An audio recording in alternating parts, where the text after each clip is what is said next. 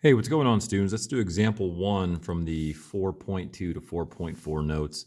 We're going to graph y equals 2x plus 5. In order to do that, we need to make coordinate points. In order to make coordinate points, we need to fill out this table.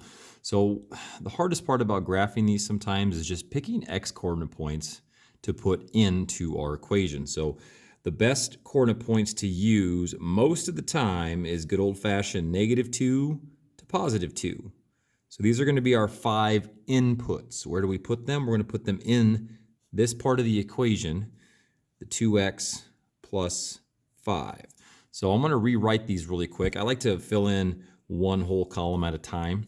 So we're going to plug in -2 for x, 2 times -2 plus 5. Then we're going to go 2 times -1 plus 5. Then we're going to go 2 times 0 plus 5, and then 2 times 1 plus 5, and then finally 2 times 2 plus 5. Again, why did I pick these 5? These are usually the best 5 to pick when you're making basic tables. And that's what we're doing. We're doing basic equations, basic tables, basic graphs. All right, so now we got to do all this math. This math will give us the y value. The y value equals this math, so let's do the math. 2 times a -2 plus 5, I believe, is going to give us a -4 plus 5, so a 1. This is a -2 plus 5, which is a 3. 0 plus 5 is 5. 2 plus 5 is 7. And 2 times 2 is 4. 4 plus 5 is 9. Okay, cool. So now we have all of our y values, or our outputs. So inputs, outputs. These values go in. These values come out.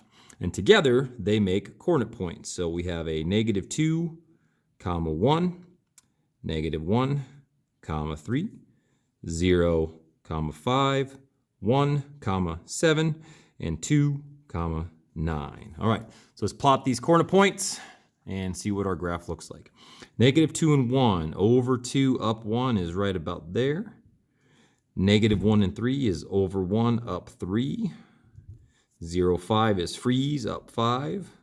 Now you can kind of see the physical pattern. It looks like it goes over 1 up 2, over 1 up 2. Let's see here. 1 and 7. There we go. The pattern continues.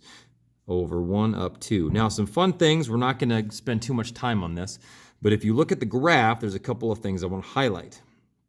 Notice we hit 5 right here. Notice there's a 5 in our equation.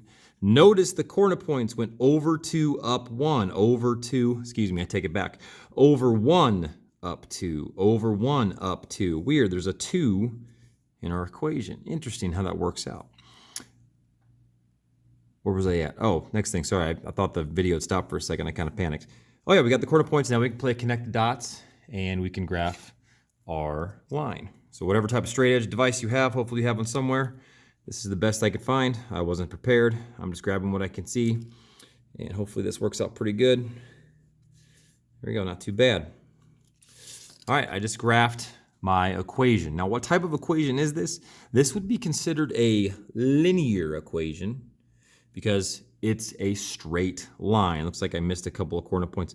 What I probably should have done to be a bit more accurate is to continue the pattern as far as I can go. So as you can see, I probably should have hit that spot. Hit that spot. Oh yeah, so as you can see, I kind of pulled the trigger a little too soon there. I probably should have extended it to be more accurate. So be better than me. I missed way bad on the bottom side. Look at that. Ugh, gross. So try to be better than me. Try to continue the pattern as far as you can so you can kind of spread out your line a bit more accurately than I did here. I'm trying to think if there's anything else. No. Quick replay. We picked these x values. We put these x values in. We got these y values out. Together, the x and y coordinate points got plotted. And there we go. We graphed ourselves a linear equation. Now, why is it a linear equation? Again, because it forms a straight line. All right, cool. That's it for example 1. We'll see you soon on example 2.